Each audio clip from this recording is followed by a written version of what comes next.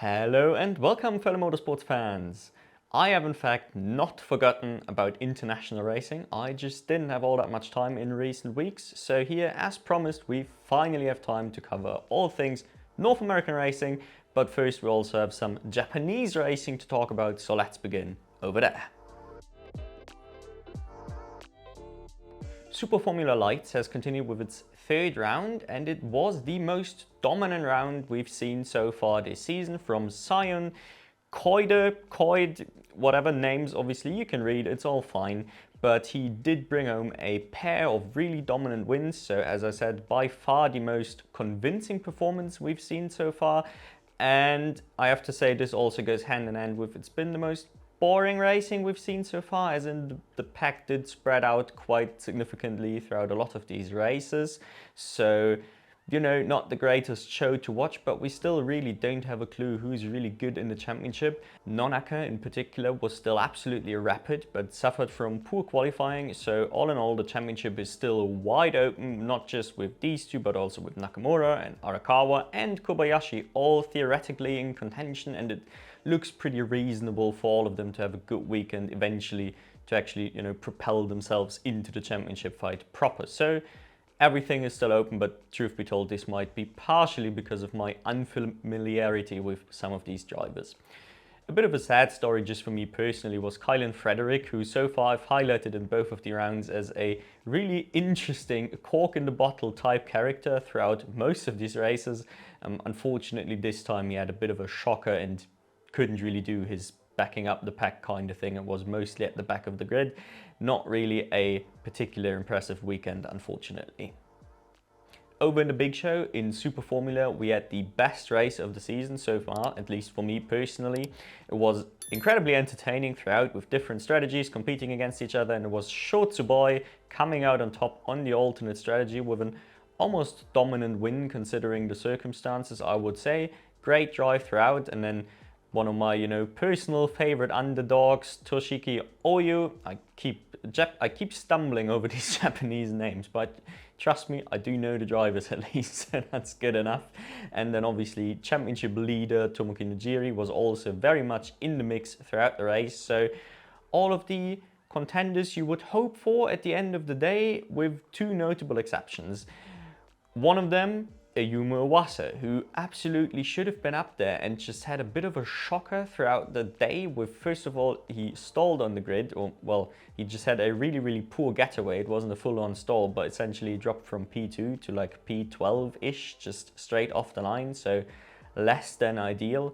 But then almost more shockingly was that he couldn't recover at all. He was just bogged down in the midfield and didn't make any progress, if anything. I think he may have lost a couple of spots in the actual midfield battling. So not impressive, and definitely not the drive you need, while effectively he is competing against Hadja for a potential V-Cup seat, which, listen, it's a whole different story if a seat for an actual Red Bull Junior will open up at the end of the season, because at the moment it looks like it might not anyway. But if it does, then this kind of run isn't how you get in contention for that seat. On the flip side, once again, we had a fantastic weekend for Impool, which was really cool to see, with Yuichi Kunimoto putting in a great aggressive drive. I particularly liked the first stint where he was really just charging through the sort of mid-pack to take P6 at the end of the stint, I believe. So that was really good. Not at the end of the stint, at the end of the race rather. And then more or less debutant Hibiki Taira. I mean, I know he did drive last time out, but it was a really short wet race, so effectively it's his debut. And he also had a really good run. He's obviously the SuperFormula Lights runner-up and also the substitute for Theo Pourchaire. We'll get to Pourchaire in the American section, don't you worry. So far, I would say he's shown his abilities throughout the race, and I hope this lands him a full season seat, because he definitely looks like an interesting character going forward. Once again, we've now had winners and losers and winners. Now there's more middling losers, I would say, and that was KCMG in the rather unique opportunity to actually take a race win for Niri Fukuzumi, only for them to completely throw the thing away in the pit stop with a, just botched pit stop really. And what a frustrating storyline it must be for Fukuzumi, who did the kind of unique thing switching from Honda to Toyota. That's already a bit odd. Obviously formerly on the European ladder as well, so most of you probably are familiar anyway. And he had a great drive, he had a great weekend, put it on pole, did everything he could in the first stint, and really only getting P4, not even finishing on the podium after all of this must be incredibly depressing. Anyway, I am curious to see how this season continues. I really hope, I really wish SuperFormula had more races than just those few rounds. But anyway, now it's time to talk about IndyCar. Over in America, we naturally also begin with the slowest racing class, so in this case USF 2000, and here we have Pops Racing continuing their championship charge with both Max Garcia and also Sam Corey, really just the two clear-cut most impressive drivers of this grid in terms of consistency and like whole season performance, and really it is Max Garcia as an overwhelming favorite going into the last run. Well, overwhelming is maybe too much, but you know what I mean, pretty big favorite going into last round. But there are also Max Taylor and second race winner Evangelos Papasavvas, both with an outside chance. Unfortunately, the latter in particular lost very important points with wing damage on the first lap of the first race. It's these kind of incidents that can make or break a championship charge, and potentially has happened here.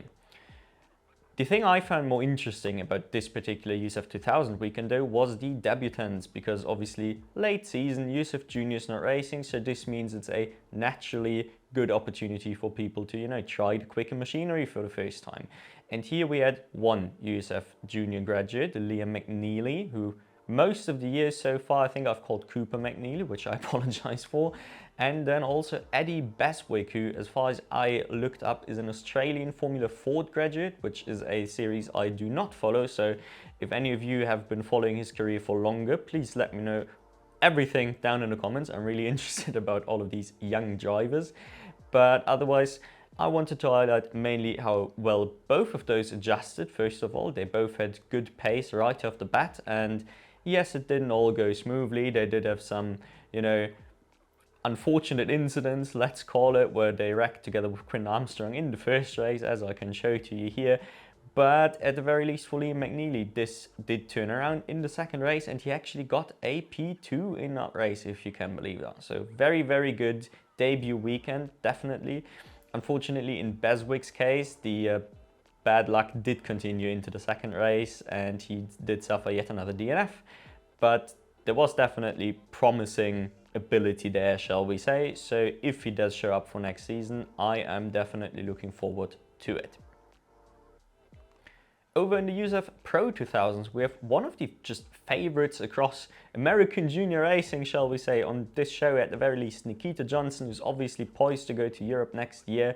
And I mean, he looked absolutely set in this championship, looked to dominate it in the early stages as well, and now it looks like he might be in full championship throw mode with two very important crashes. He didn't finish any of these races. First of all, in the first race he did have a big wreck, fortunately also wrecking with, well, fortunately for his championship obviously, with Lockie Hughes. I can show it to you here. And then more importantly, and in some ways potentially telling about him as a driver, as a racing character, was his wreck in the second race, where he put it on into the wall under no pressure while running in P2. And yes, he did put pressure on himself. Obviously, he was still right behind Lockie Hughes, so it was a key battle for the win, and with big championship implications as well. Obviously, Hughes is leading the championship, so there was some pressure on Johnson to make a move, but crucially the wreck didn't happen while side by side or anything. It was just him trying to close the gap, trying to get into attacking range where he lost it. And these are the kind of mistakes that you just cannot afford, and this might well have cost him the championship. Actually, it has now put Mr. Consistent, Jace Denmark, up to P2 in the championship, which is quite odd. When I looked it up, I was almost surprised to see he hadn't ever won a race this year, but equally I didn't really recall him fighting for many wins either, despite taking lots of P2s, so it's a bit odd, right? I don't think he's ever been a true win contender, but very much looks like a super consistent pair of hands, and I'm sure a win will come eventually, just statistically speaking. That's very, very likely. In the USF Pro 2000s as well though, the biggest point of interest for me was a bit the story of two new faces yet again, two debutants in the series, and a bit of a curious case, really, both of these. First of all, we have Glenn Van Berlo, who, if you watch sports car racing, you're probably familiar already. If you don't, you would have had to watch 2019 Spanish F4 to see him in single seaters, and otherwise he's been off to sports cars very early on in his career. I do remember him very fondly from his time there because he's really, a regular in the IGT Open and also, more importantly, in the Silver Cup of GT World Challenge Europe, which he also ended up winning last year. So definitely a very competent driver, in particular behind the wheel of a GT3 car. It's very odd to now see him in his early 20s back in a single seater. And here my question for you guys would be, did anyone catch why? Is there like a reason, or did he just have some money left over and nothing going on that weekend and thought, you know what, I'll do some USF Pro 2000? I don't know, that's a thing. I wouldn't think people make decisions that way, but who am I to judge? Just a very interesting guy to pop up in this particular paddock, I thought. A more probably relevant character going forward is 18-year-old Alessandro De Tullio, who is one of America's top karting racers, at the very least from my limited knowledge of the NA karting scene. I mainly follow the European stuff, but whenever I've watched North American, like top level karting, he was always at the sharp end of those senior X30 grids. So, guy can clearly race, and obviously he's also done the USF Juniors 2 years ago and then apparently ran out of budget. So what they're going to do now is jump straight into USF Pro 2000, and as far as the commentators mentioned on the broadcast, this is a thing for next season. Essentially, this was his testing outing, I suppose. And yeah, what an interesting character. Obviously, in that 2022 season, he finished behind Nikita Johnson and some of the other front runners we have now. So the guy can drive Formula cars as well. It's no surprise that he pretty quickly adjusted here as well in terms of pace, even though there were no good results to come. Either way, I just wanted to highlight him. Definitely keep your eyes open. Just because he's skipped a rung of the ladder does not mean he'll be bad by any stretch of the imagination. Now on to the big one, to IndyCar properly. And here we did really have two different storylines to focus on. There's the on-track portion and then there's the off-track portion. We start on track. We had a fantastic Andretti 1-2. Colt Noether finally back on our top step of the podium ahead of Carl Kirkwood. A really, really good controlled P1 and 2 drive from the boys, especially considering how much team order drama we just had across motorsports last weekend. This was really refreshing to watch on the Monday that, yeah, there's still some teams that can actually do it and can work together properly as a unit to take the best result for both drivers. I was absolutely loving that particular portion, especially how well they controlled the race, and it never really looked in danger for them despite a bunch of chaos, which is sort of the other big thing to take away from this particular race, was how much of a mess this was for what is supposedly an elite level single seater series, potentially the second best grid in the world after F1 when it comes to this. We can argue back and forth between Formula E, but I do think IndyCar on paper should take this, but it does not always show up on the track, doesn't it? And here we barely had over 10 cars finishing on the lead lap. We had an incredibly scary crash, which you've probably seen already, even if you haven't watched the race, where Pato Ward sort of lost it on a restart and then half the field seemingly smashed into him afterwards. Thank God we do have the aero screen.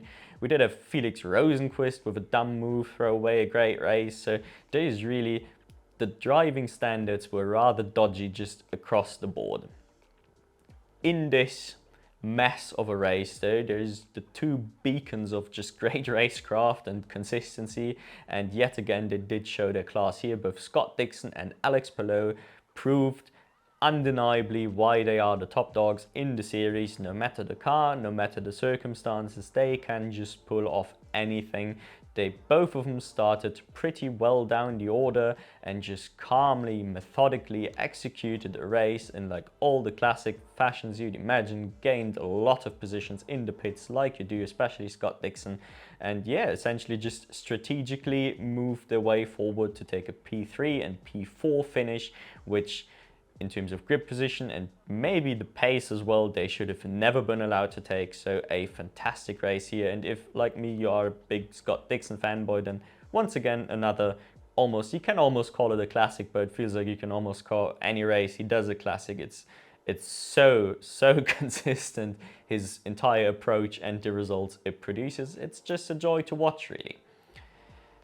Now, the big one, the big off-track drama, and this was a story that really annoyed me, mainly because of the social media reception of the move. There's the move itself, obviously Theo Pourchaire getting kicked with a 1-minute phone call apparently, although he then later retracted and said the interview was a lie or stuff and parts were made up. It's a bit of a messy situation. Obviously one can assume maybe he's been told to say this.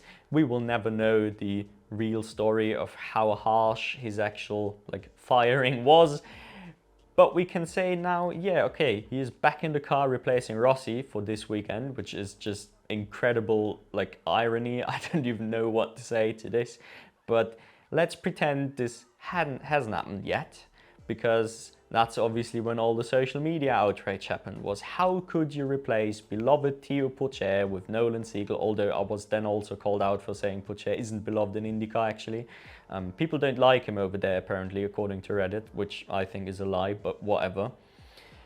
In my opinion, this move makes Siegel look way worse than he is, or rather in the eyes of the fans. And it's especially odd because after in the Indy 500, I thought we were all a bit high on Siegel, or those that didn't know him before also, got word of it and started getting onto the hype train ever so slightly. And now apparently he's just a shit pay driver because he bought Pourchaire's seat, no doubt about this part. But I just want to make it crystal clear that while obviously, yes, he did accelerate his career with a lot of money, as you do when you have a lot of money and you're a racing driver, it's normal behavior. He is very much not a pay driver in the sense of he is only there because of money but no skill. He has very much got the skills to back up the money, I would say. So please, at the very least, reserve harsher judgment for when he's had time to gel with the car and adjust to everything and actually have a proper season campaign. I just want to also make it clear, by no means do I think he is as good a driver as Theo Pourchaire, but then again, I do think Theo Pourchaire should be in F1 right now. I still think it's a bit criminal. He was never even given a chance. So there we go. That's my stance in this entire topic. I get the McLaren hate. I'm all on board with this. I think it's a disgusting way to treat your drivers, at the very least from what has been communicated publicly. But don't let this influence how you perceive Siegel as a driver, because trust me, he has got talent. Anyway, that was a lot, even though it was supposed to be a little. Please let me know all of your opinions, especially on the Pourchaire and Siegel drama, down in the comments. And otherwise, I thank you all for watching and I hope to catch you in the next one.